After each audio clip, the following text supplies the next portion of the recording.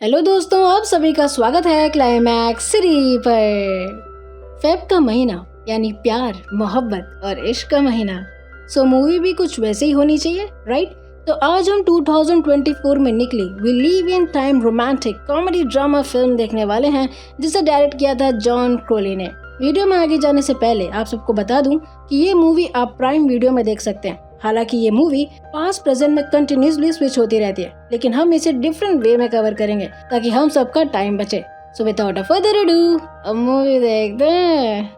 कहानी की शुरुआत में हमारी मुलाकात एल्मट ब्रोवेल से होती है, जो रोज की तरह जॉगिंग करके अपने पाले हुए मुर्गियों से अंडा लेती है और किचन में ब्रेकफास्ट बनाकर अपने बॉयफ्रेंड टोबियस डोरन को टेस्ट के लिए देती है। और इसी के साथ हम आते हैं पास्ट में, जहां टोबियस वेटरबेक्स कंपनी का रिप्रेजेंटेटिव बनकर जाता है। जाने से पहले टोबियस के डैड उसे मोटिवेट करते हैं। इस पूरे सीन में हम टोबियस को थोड़ा अपसेट देखते हैं। एनीवे, टोबियस अपने वर्क में काफी अच्छा रहता है, प्लस कंपनी के वीडियोस में अपना एक्सपीरियंस शेयर करता है। इसी वजह से वो कंपनी के किसी काम से बाहर जाता है, जहां वो एक होटल में फ्रेश वगैरह होता है और अपने बैग से एक एनवलप निकालता है, जहां हमें पता चलता है कि टोबियस ऑलरेडी मैरिड था, लेकिन अब उसका डिवोर्स हो रहा है। टोबियस इसी वजह से परेशान रहता था और कुछ देर सोचने के बाद वो हड़बड़ा कर साइन करने के लिए पेन खोजता रहता है, बट उसे नहीं मिलता। इसलिए टोबियस अपने टॉवल में ही पेन लेने के लिए सुपरमार्ट चला जाता है। पेन लेने के बाद टोबियस अपने ही थॉट्स में बिजी हो जाता है कि उसका पेन नीचे गिर जाता है। जैसे ही वो उसे उठाने जाता है कि एक कार उसे मार देता है,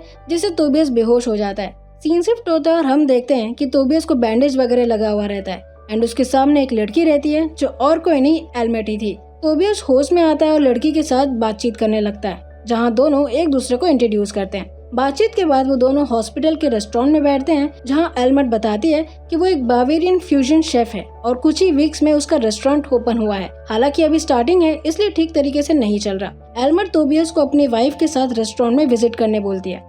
वाइफ की बात करते ही टोबियस थोड़ा नर्वस हो जाता है, बट उसे डिवोर्स के बारे में कुछ नहीं बताता। सीन शिफ्ट होता है और हम देखते हैं कि कुछ हफ्तों में टोबियस ठीक हो जाता है और अपने डैड से बाल कटवाने के बाद एल्मट से मिलने उसके रेस्टोरेंट में जाता है। अब क्योंकि एल्मट टोबियस और उसकी वाइफ के लिए सीट रखवाई थी, बट टोबियस तो डिवोर्स दे दिया था, इसलिए रेस्टोरेंट के एम्प्लॉय जब 2 सीट बुक्ड की बात करती है तो टोबियस उन्हें सिंगल सीट के लिए बोलता है। खैर, कुछ देर वेट करने के बाद वही सेम एम्प्लॉय टोबियस को मील सर्व करती है। वो उसे खा ही रहा होता है कि तभी वहाँ एल्मट आती है एंड अपने डिश और उसके वाइफ के बारे में पूछती है, जिसपे टोबियस जवाब देता है कि मील तो बहुत अच्छा है, बट वो डिवोर्सी है। ये सुनकर एल्मट थोड़ा शॉक हो जाती है, बट अगले सीन में हम यही देखते हैं कि एल्मट के घर वो दोनों इंटीमेट हो जाते हैं। सुबह होता है और हम देखते हैं कि टोबियस थोड़ा वियर्ड फील करता है, इसलिए वो वहाँ से जाने लगता है कि तभी एल्मट उसे रोकते हुए बोलती है कि अगर तुम्हें आज उतना वर्क नहीं है तो तुम रुक सकते हो, क्योंकि आज मेरा भी उतना वर्क नहीं है। एल्मट के ऐसे कहने पर टोबियस भी उसके साथ रहता है, जिससे दोनों एक अच्छा टाइम स्पेंड करते हैं। साथ ही उन दोनों के बीच में कन्वर्सेशन होता है,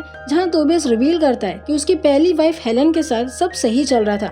वो दोनों बच्चों के बारे में सोचने वाले ही थे कि तभी हेलन अपने काम को लेकर बाहर जाती है, फिर वो कभी वापस नहीं आए। प्लस एल्मट भी रिवील करती है कि उसका हस्बैंड फैमिली बनाना चाहता था, लेकिन वो नहीं, क्योंकि उसे बच्चे पसंद नहीं थे और वो उसका थिंग नहीं है। एनीवे, इस बातचीत के दौरान एल्मट अंडे को बेस्ट वे में कैसे क्रैक करते हैं ये सिखाती है एंड साथ ही दोनों अगेन इंटीमेट हो जाते हैं। इस तरह महीने बीतते हैं एंड एल्मट और टोबियस एक अच्छा समय स्पेंड करते हैं। ऐसे ही एक रात वो दोनों एक पार्टी अटेंड करके घर आते हैं, जहां टोबियस बोलता है कि उसके लिए बच्चे जरूरी है, इसलिए वो उसके साथ ज्यादा आगे नहीं बढ़ सकता, क्योंकि उसे डर है कि वो एल्मट से प्यार करने लगा है एंड उसके साथ शादी करना चाहता है। ये सुनकर एल्मट टोबियस से रूडली बात करती है और कहती है कि वो इस टाइप का प्रॉमिस नहीं कर सकती, जिससे टोबियस बिना कुछ बोले वहाँ से चला जाता है। अब क्योंकि टोबियस जानता था कि उसने जल्दबाजी कर दी, इसलिए वो एक दिन अपने तरीके से पता करके एल्मट के को वर्कर के यहाँ जाता है, क्योंकि वहाँ बेबी शावर हो रहा था। टोबियस पिज्जा डिलीवरी मैन के साथ डोर में खड़ा हुआ रहता है, जिसे देखकर एल्मट की को वर्कर उसे अंदर बुलाती है। कुछ देर साइलेंस के बाद टोबियस एल्मट को रूडली जवाब देने के लिए अपनी नाराजगी जताता है,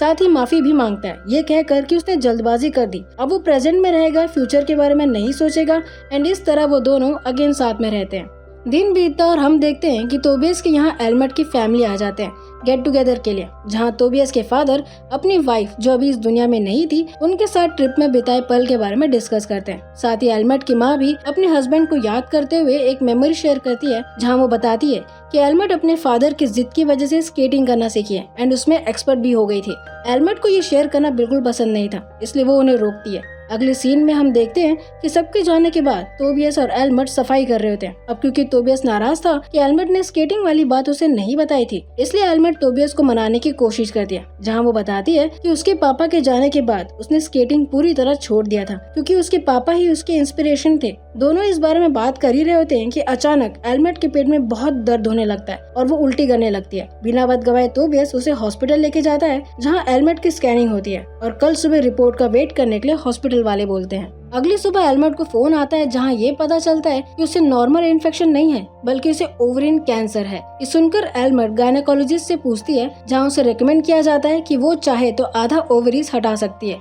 या तो फुल यूट्रस हटा सकती है। एल्मट ये बात टोबियस को बताती है, जहाँ टोबियस उसकी इच्छा को रेस्पेक्ट करते हुए कहता है कि वो चाहे तो पूरा यूट्रस निकाल सकती है क्योंकि उसे बच्चे वैसे भी पसंद नहीं थे। लेकिन एल्मट आधा ओवरीज निकालने का डिसीजन लेती है क्योंकि समवेयर एल्मट भी टोबियस की इच्छा की रिस्पेक्ट करती है। इस तरह एल्मट ट्रीटमेंट कराती है और सक्सेसफुली ऑपरेशन हो जाता है। ये बात जानकर टोबियस और एल्मट सेलिब्रेट करने के लिए राइड वगैरह में जाते हैं।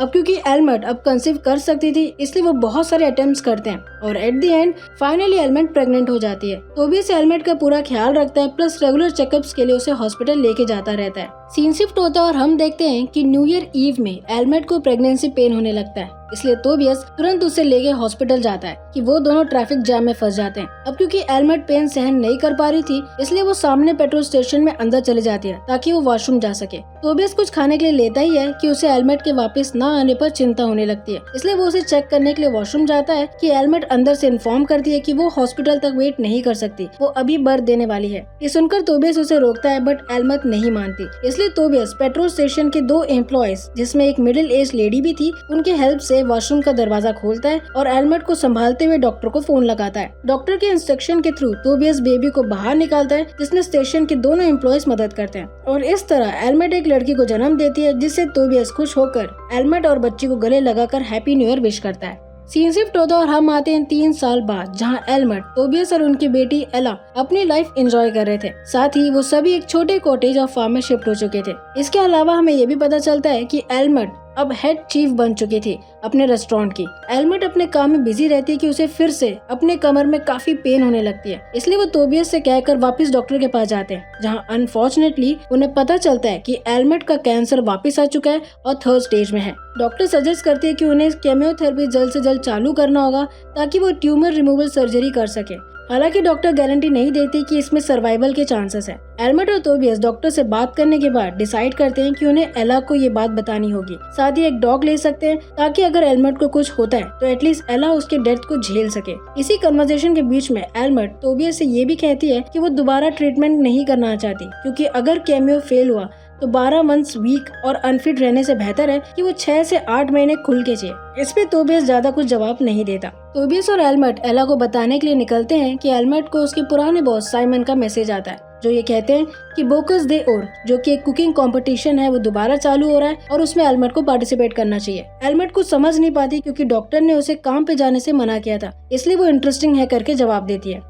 खैर, वो दोनों एला को लेकर एक रेस्टोरेंट में जाते हैं और इजी वे में उसे एल्मट की बीमारी के बारे में बताते हैं एंड एला भी ये बात समझ जाती है। रात होती है और हम देखते हैं कि एल्मट और टोबियस एला के बारे में बात करते हैं एंड एल्मट के कहने पर वो दोनों अगेन इंटीमेट होते हैं। ये सब होने के बाद एल्मट टोबियस से साइमन के मैसेज और कंपटीशन की बात करती है, जिससे सुनकर टोबियस बिल्कुल मना कर देता है ताकि एल्मट अपने ट्रीटमेंट में ध्यान दे सके। अगले सीन में हम यही देखते हैं कि टोबियस के मना करने के बावजूद भी एल्मट अपने रेस्टोरेंट के शेफ जेड के साथ कंपटीशन में भाग लेने का डिसाइड करती है। पहले तो जेड भी थोड़ा हैरान हो जाता है क्योंकि उसने इतना बड़ा कंपटीशन में पार्टिसिपेट कभी नहीं किया था। स्टिल वो दोनों प्रैक्टिस करने लगते हैं। इसी बीच एल्मट जब घर आती है तो टोबियस नर्वस होकर उसे शादी के लिए प्रपोज करता है, जिससे एल्मट खुश होकर मान जाती है। और यहाँ से एल्मट के लिए बहुत बड़ा टास्क हो जाता है, क्योंकि एक तरफ उसे ट्रीटमेंट और शादी की तैयारी करनी थी, दूसरी तरफ उसे ट्रेनिंग करना था और ये सारी चीजें उसे टोबियस से छुपा के रखनी थी। खैर, एल्मट और जेड दोनों ही यूके सिलेक्शन में पार्टिसिपेट करते हैं। रिजल्ट आने में अभी थोड़ा टाइम था और यहाँ टोबियस एला के साथ एल्मट का बाल शेव कर देता है क्योंकि उसे ट्रीटमेंट के लिए जाना था।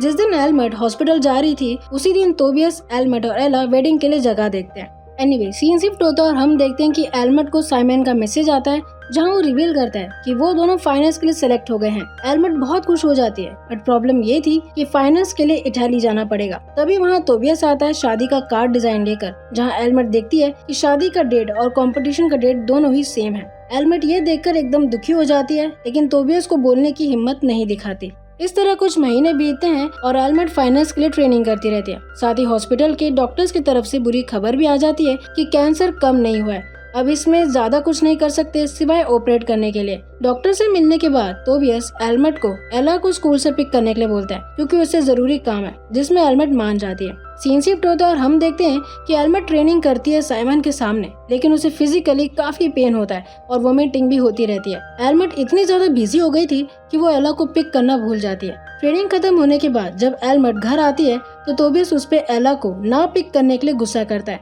क्योंकि उसने पता किया था कि एलमेट रेस्टोरेंट में नहीं थी। ना चाहते हुए भी एलमेट को सच बताती है, जिससे सुनकर तोबियस उस पे गुस्सा करता है कि उसके लिए अपनी हेल्थ और अपनी फैमिली से ज्यादा ये कंपटीशन मेन है। दोनों के बीच में बहस चालू हो जाता है, जहां एलमेट जवाब देती है कि वो चाहती है कि उसकी बेटी अपनी माँ के बारे में जब भी याद करे तो उसे प्राउड फील हो कि उसकी माँ एक विनर थी, हार नहीं मानी। सुन के तोबियस इमोशनल हो जाता है और वेडिंग सेरेमनी कैंसिल कर देता है, प्लस एलमेट का साथ भी देता है। कुछ महीने बाद हम देखते हैं कि एलमेट जेड के साथ फाइनल्स में जाती है, जहाँ साइमन कुछ इंस्ट्रक्शन देता रहता है कि अचानक एलमेट को नाक से खून आने लगता है। जेडे ये देखकर उसे इन्फॉर्म करता है, जिससे एलमेट तुरंत भागकर वॉशरूम जाती है और खून साफ करने लगती है, प्लस वोमिटिंग दोबारा करने लगती है।